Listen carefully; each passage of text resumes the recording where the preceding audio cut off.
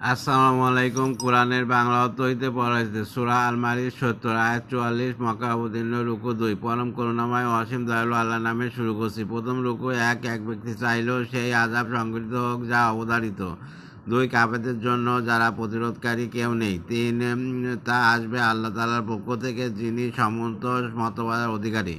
৪ ফেরেশতাগণ এবং রূহ আল্লাহ তাআলার দিকে ঊর্ধ্বগামী হয় এমন একদিনে যার পরিণাম ৫০,০০০ বছর।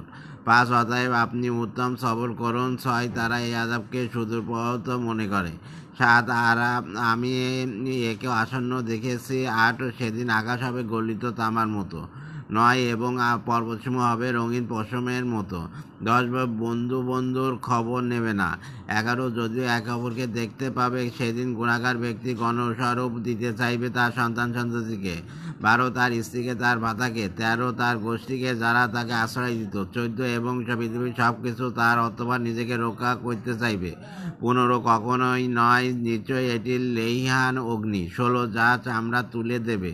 ১৭ সে ওই ব্যক্তিকে ডাকবে যে সত্যের প্রতি পৃষ্ঠ প্রদর্শন করেছিল ও বিমুখ হইয়াছিল। ১৮ সম্পদ পঞ্জীভূত করিয়াছিল অথবা আগলে রেখেছিল। ১৯ মানুষ সৃজিত হইয়াছে ভীরুরূপে। ২০ যখন তাকে অনিষ্ট স্পর্শ করে তখন সে হাহুতাশ করে। দ্বিতীয় রুকু ২১ আর যখন কল্যাণপ্রাপ্ত হয় তখন কৃপণ হইয়া যায়। ২২ তবে তারা স্বতন্ত্র যারা নামাজ আদায়কারী। ২৩ যারা তাদের নামাজে সর্বক্ষণ কায়েম থাকে। ২৪ এবং যাদের ধনসম্পদে নির্ধারিত হক আছে। ২৫ যাচাকারী ও বঞ্চিতের। ২৬ এবং যারা প্রতিফল দিবসকে সত্য বলে বিশ্বাস করে। ২৭ এবং যারা তাদের পালনকর্তার শাস্তি সম্পর্কে ভীতকম্পিত। ২৮ নিশ্চয় তাদের পালনকর্তার শাস্তি থেকে নিঃশঙ্কা থাকা যায় না। ২৯ এবং যারা তাদের জনাঙ্গ সংযত রাখে। ৩০ কিন্তু তাদের স্ত্রী অথবা মালিকাভুক্ত দাসীদের বেলায় তিরস্কার হবে না।